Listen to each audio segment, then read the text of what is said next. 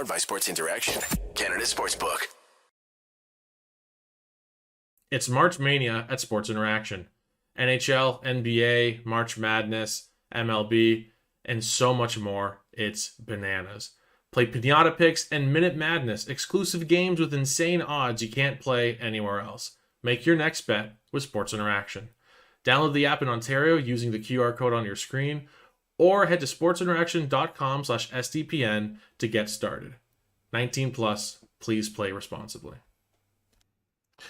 So I feel a little conflicted hitting the sends button, Yep. but I'm still gonna do it. I'm still gonna. We have to do it.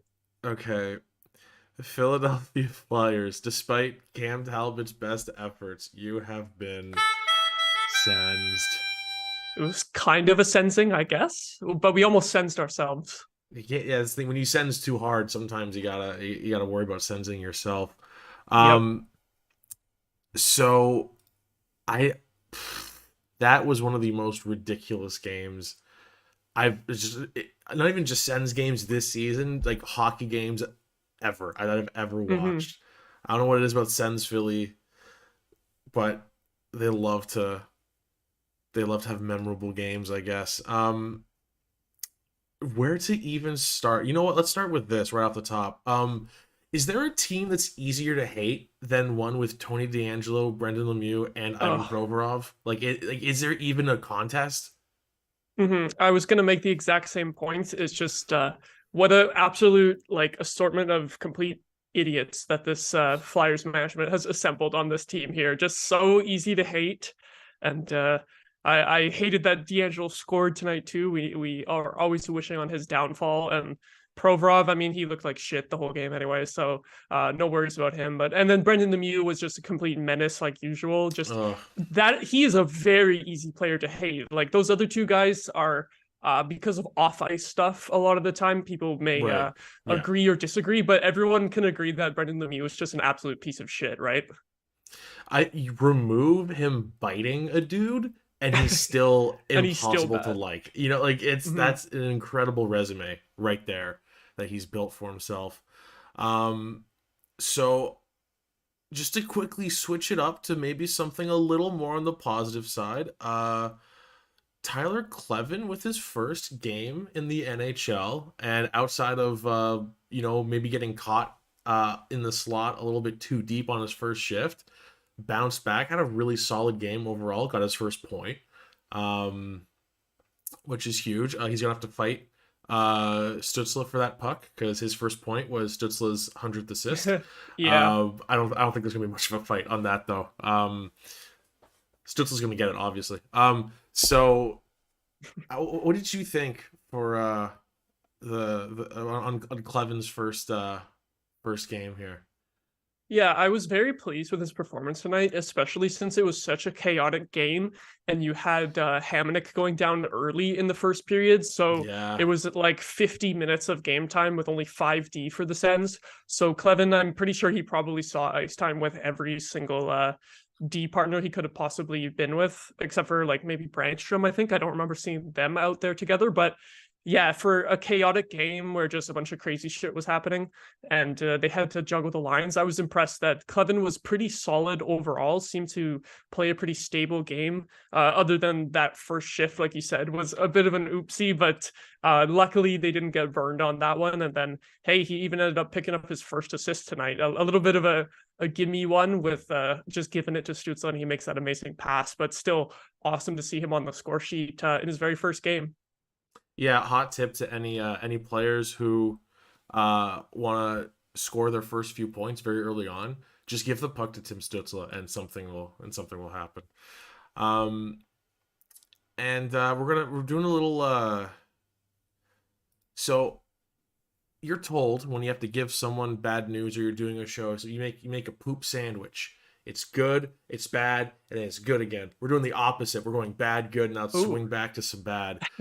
Cam Talbot, oh god, with one of the worst games, not of his career, I've ever seen. Like one of the worst goaltending performances I've ever seen. Period. I don't think that's much of an exaggeration, really. How how did he play 60 whatever plus however many minutes there were in overtime? How was he not yanked after the third goal, let alone the fourth? Like, I think is that DJ just being like, whatever, or is I that think DJ being like, we need him to bounce back and giving him to like, is it an issue of like DJ being like, screw it, or is it just too long of a leash? yeah, I think it's kind of giving a long leash to the veteran and thinking that he'll be able to, get his head in the game. And there's also just this weird thing where I feel like goalies don't get pulled late into the game. Like, even if they have a bad stretch, like if a goalie has a bad Right. stretch at the start of the game, you get him out of there right away. But I feel like maybe it's just because, like, into the third period and stuff, the backup has been sitting for so long. Like, it's been a long time since warm up. They would be pretty cold going into that point. So I think there's a bit of a mental game where I don't think you usually see goalies pulled that late into a game usually. So that's a really good point, actually. And just because I have to bring it up at this point, you have to bring it up when you're talking about Cam Talbot. Would you like to guess what Oh no. what what Philip Gustafson's save percentage has been the last 14 games? The last 14 games, I'm gonna say 941. 947. Oh my god, even better than So like, hey, it's important to know that Gus wouldn't have had this breakout season with Ottawa. He yeah, wouldn't. That said, probably still would have been a better season than Talbot's having. So, and I don't want at to this point be, probably. yeah, I don't want to try and like dunk on the move or anything, because I, along with pretty much everyone else, completely agreed with it at the time. But just want to bring up, because I know if I don't, Hey somebody Charlie, else I will. lost your audio. I can't I don't know what's up. Oh, Check if hold you on. Oh, now I hear you again. You hear me It again? might have Okay. been me. It might have just been me. I don't know if it was on your end Okay. as well. But we're Yeah. back. Okay. Cool. All right. Perfect. Um, but yeah, just saying that everyone else also agreed, I think, for the most part, that the trade made sense at the time. Hmm. But, you know, But yeah, when a trade goes bad so quickly, and it's one that everyone pretty much liked at the time, it's really tough to reconcile. Like, Sniffy Metal in the chat, I think that's how you pronounce it. Gus trade is like Ben Bishop flashback to the Tampa trade. That's mm, that's very fair. That's very true. I mean, Talbot is slightly more useful than Corey Conacher, but he's gonna be gone anyway in the off season, so like barely. Like, oh god.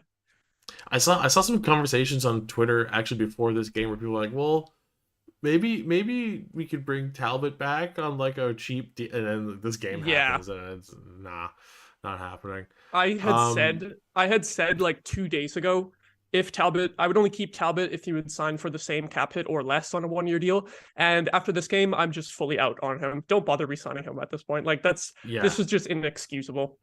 Yeah, and I think part of it also is Forsberg. While he's struggling, he's still on a pretty good deal, and you want to have at least some opening for a young goalie to maybe come up. I don't know if the team's going to go out and try and acquire like a clear starting goalie or get like a 1B to Forsberg's 1A or something like that, but um, yeah, I think this season has proven that no one's going to feel confident with the Forsberg Talbot tandem going into next Hmm. season.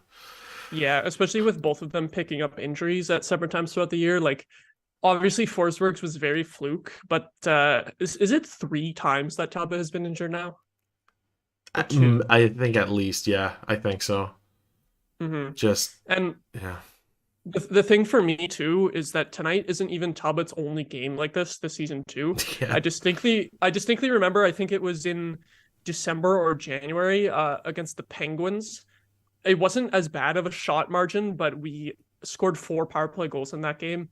And I just remember we were dominating on the shot clock. Again, obviously not as bad as today. And then there was right. just shots going like through Talbot's glove coming back the other way. And that's the game that always sticks out in my mind for Talbot. And he managed to do it again here tonight. So very disappointing overall. Yeah. All right. So as I've mentioned to you earlier, I have a lot of notes and they are a mess, Hmm. and we're going to go through them now. And I think it's pretty much all chronological, so we should be able to make sense of this. If I notice anything that is super out of place, obviously I'll jump over it. But the first thing is, and we can just kind of talk about this as well, that despite the fact that it was a high scoring game for both teams, it's nice to see Ottawa put up some goals. A lot of great opportunities completely missed. I think people can go back to a couple for Batherson, shot when he should have passed, passed when he should have shot. Hmm. Um, and specifically, though, in the first period, Stützle and Giroux both nearly scoring the nicest goals of their career. Those were ridiculous. Just like if the hockey gods like cared about this team at all, one of those would have gone in. I know, right?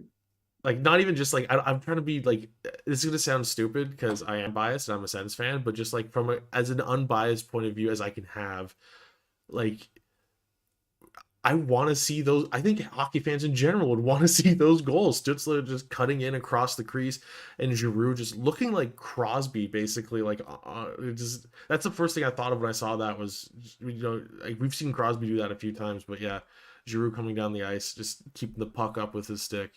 Um, we deserve those goals as hockey If fans. if Giroux had managed to flip that in, that would be on highlight reels for a decade. Like Yeah, that was insane. That the fact that that almost went in and it just went off of the goalie's helmet. He was really close.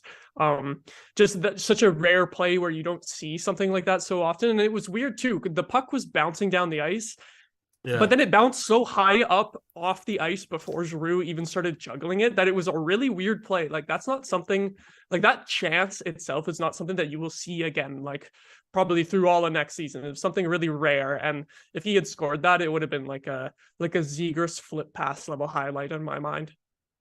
Yeah, but then knowing how things are going this season, there would have been an offside challenge in that. Yeah.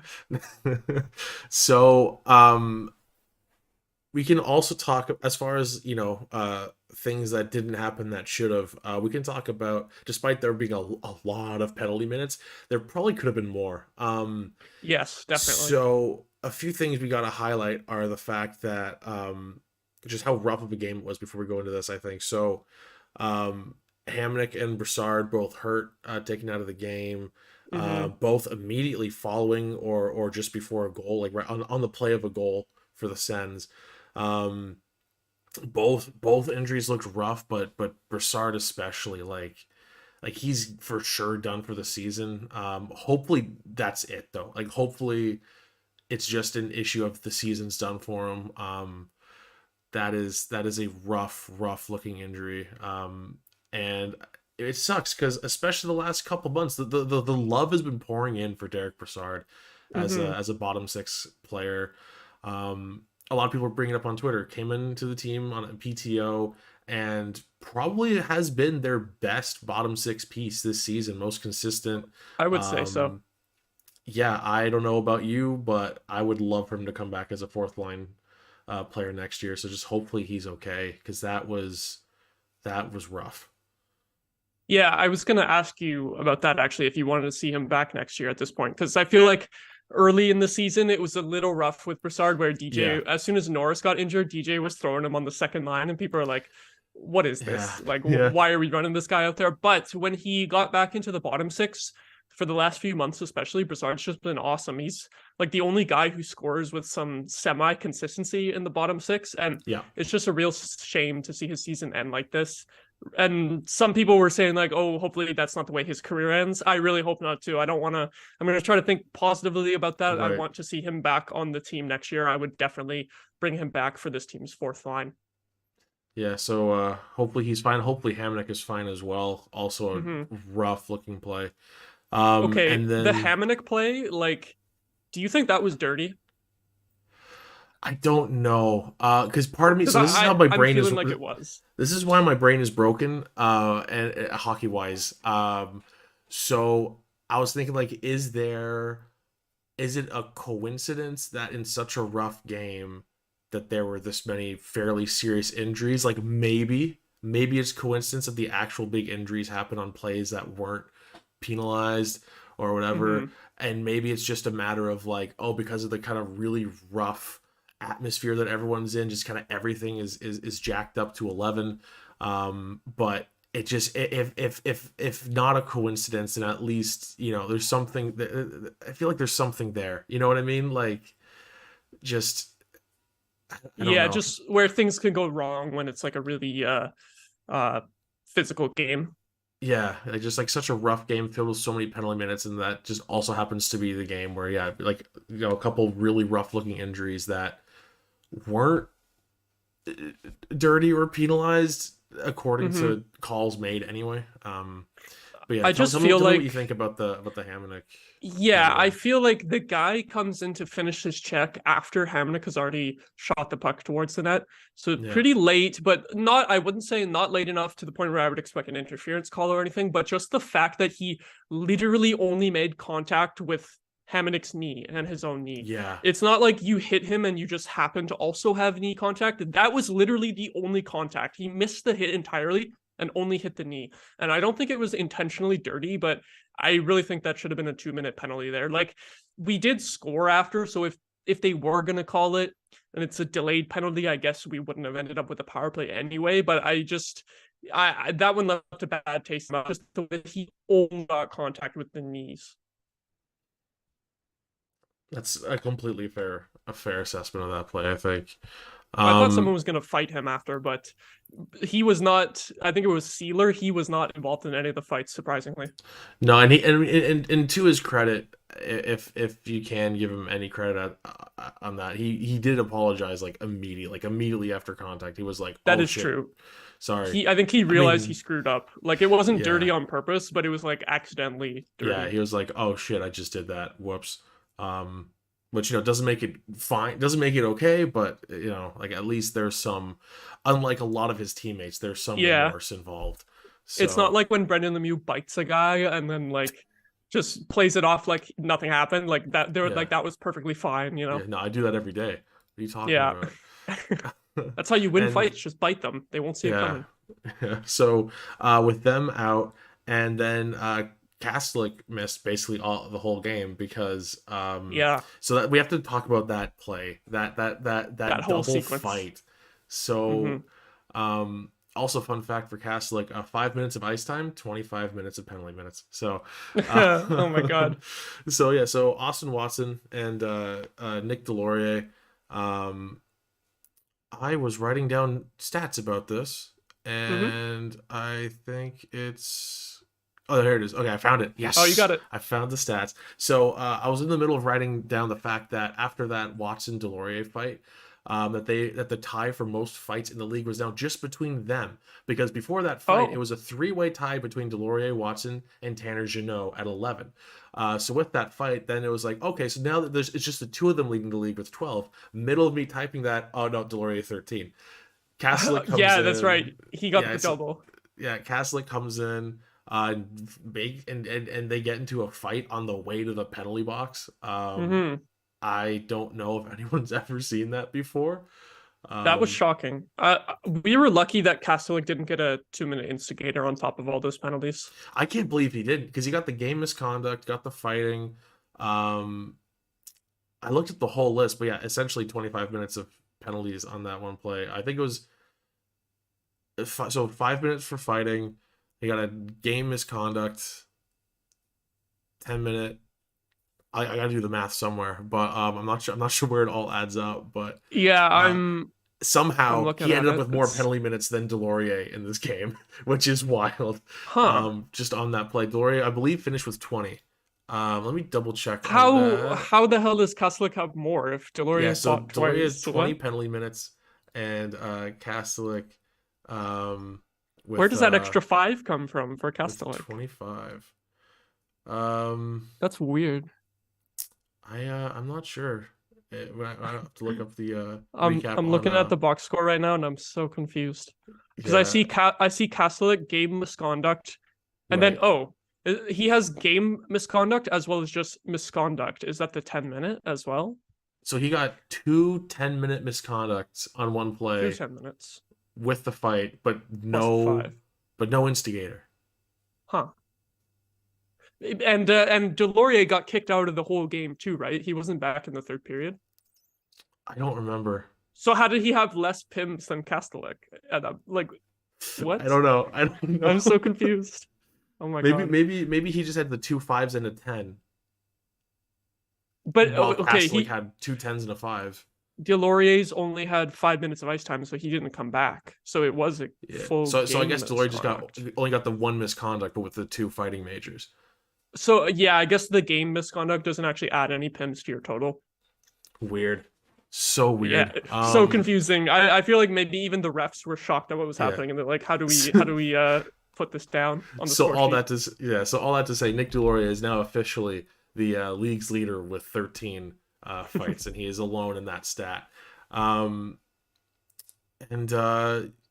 plenty of fights, including Alex DeBrincat, who's oh my god, had a weirdly good fight against. So I think, funny. Was it Joel Farabee? Yeah, Farabee. Like, it's not like Farabee is a fighter either, but you would still, just because DeBrincat is so small, you would expect that he would have the disadvantage in pretty much any fight, right? Unless he's fighting like Johnny Gaudreau or something. He looked comfortable. Like, he looked fine. And also, weirdly enough, DeBrincat's 4th career fight, which I would that never was have even guessed. more surprising. Mm-hmm. That's shocking. I never would have guessed that. Never. I kind of want to go to like hockeyfights.com now and then see if they have the footage of his other fights. See if he has like a hidden talent and if he was good in all of them or what. I'd love to know how small the guys he's fighting are. Like, who is he fighting? Like, I'd love to know. You know what? If you want to carry a little bit here, I can do that. I'm gonna look it up. I'll while we're talking about that, I'll talk a little bit more about DeBrincat actually while you're looking that up. So there's been a lot of discussion on that D'Angelo hit on DeBrincat, where DeBrincat ended up with the bloody nose. And in a game that was just honestly, like, the refs let it get out of hand, the fights, whatever, but like just kind of the general feeling of this game, like the refs just kind of let it get out of hand and get a little bit too crazy. Not calling a bunch of calls. That said, this one felt like it was a clean hit. It looked shoulder to shoulder, and DeBrincat just kind of spun into the glass face first, which is it's really unfortunate. But like, and listen, if anyone is gonna be like D'Angelo's an asshole, it's me. I think it was a clean hit with just an unfortunate just direction that DeBrincat was sent in.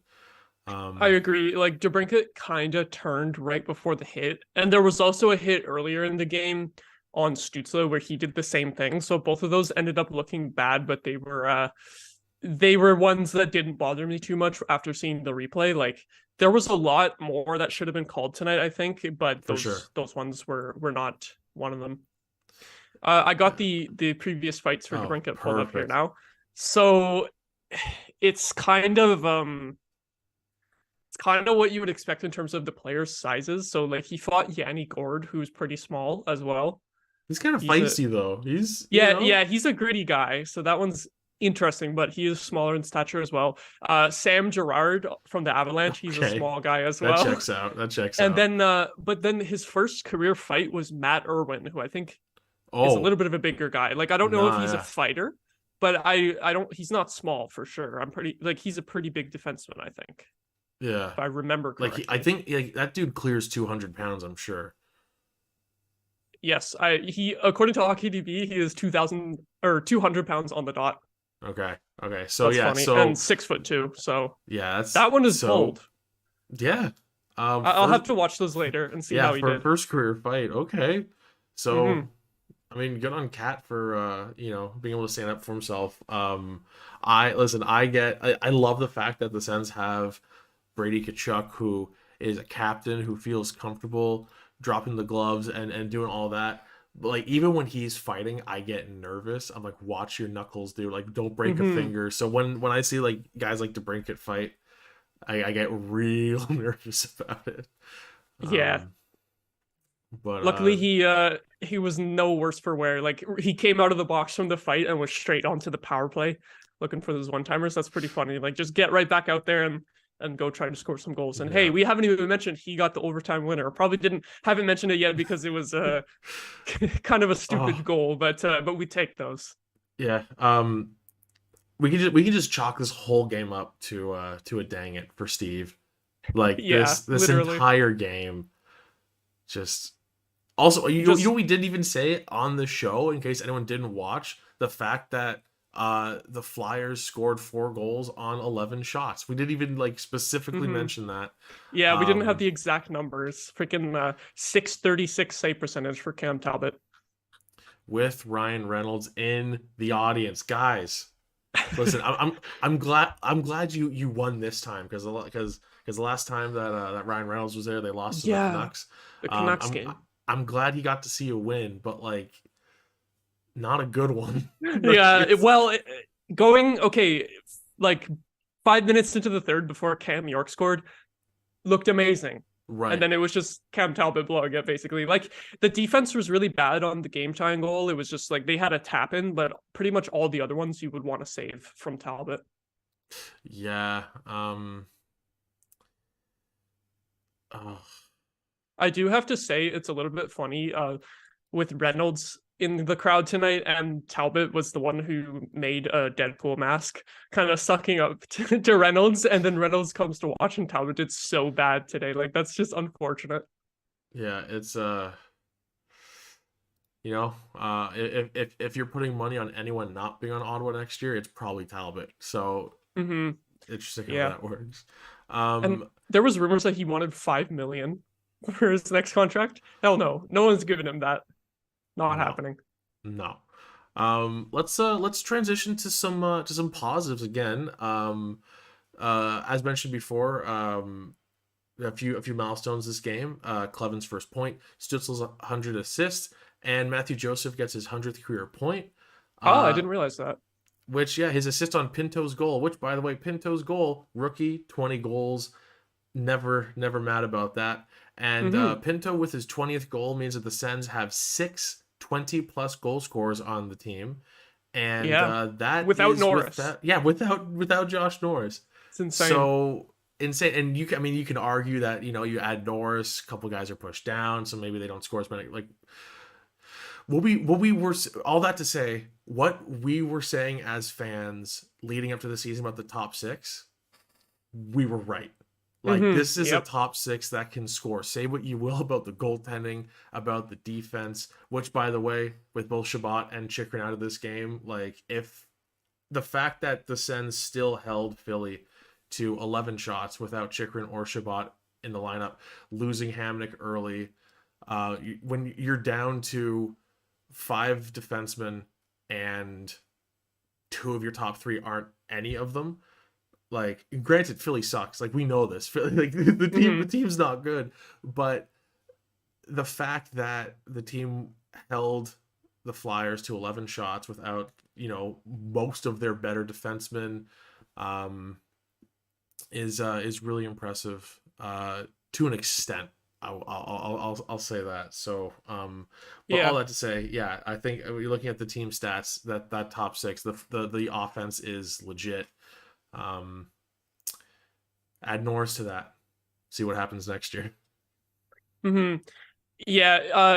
Just in terms of the defense, I mean, the Flyers, I believe, were on a 4-game win streak coming into this one, which is surprising that they would be able to pull that off, to be honest. But also the 2 previous games against the Flyers for the Sens this season, all the way back in November, they were really close, and the Flyers did beat us once in that very first meeting. So I feel like holding any team to just 11 shots is super impressive. And like you said, with the guys who are injured, and then playing with 5D for most of this game, like, just huge credit to all the D tonight, especially Sanderson and Brandstrom, just both continuing to be absolutely amazing. Like, they were both pretty much perfect tonight. Brandstrom had that giveaway in overtime that luckily, I think it was Ristolainen hit the post. That was his one blunder tonight, but other than that, he was awesome. He just continues to impress, and I think we really got to get Brandstrom signed very soon.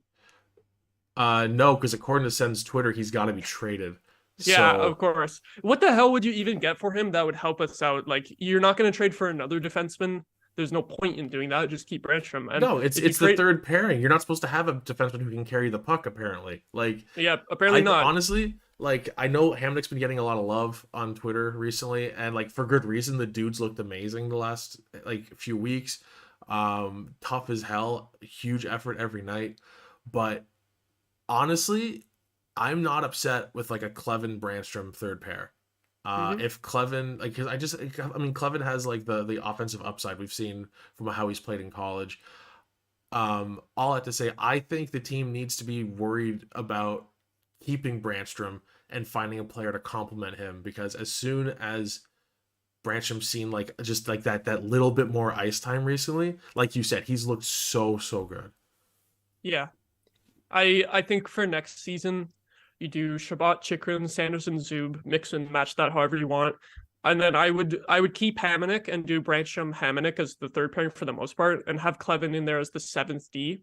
He should still get a fair amount of games there because seeing all the injuries that the Sens get. And like we've had Brancham playing the right hand side a little bit now too. So if Mm-hmm. Hamonic isn't doing great, you can take him out and put Kleven in. That's pretty much what I would do going for next season. The only thing then is Lassie Thompson and Jacob Bernard Docker, which to be honest, at this point, I don't even have much of an opinion on what should be done with them, because after the Chikrin trade, it's just kind of like there's no room for you guys at this point. So even if you do end up being good, like I don't know. Yeah, I don't I think I'd like to see Clevin get 20-25 games in Belleville before Hmm. being the designated seventh guy. If Yeah, we anything, can do that too. I'm fine with a Hamnick Brandstrom third pairing as long as Hamnick comes back on like a decent deal. Like I don't want there to be Less than any two way mil. to look. Yeah, I don't want there to be any way to look at him and be like, "Oh, that's money that should have gone to Pinto or DeBrinket or even Brandstrom." But yeah, and then eventually, say Clevin gets called up and beats Hamnick for that job as the third pairing guy, and having Hamnick as a seventh guy, you can't. I don't think there's any way you can complain about that. So Yeah, I'm definitely. on board with that. And I do want to touch on this because you brought it up for the overtime, and I mentioned it to you.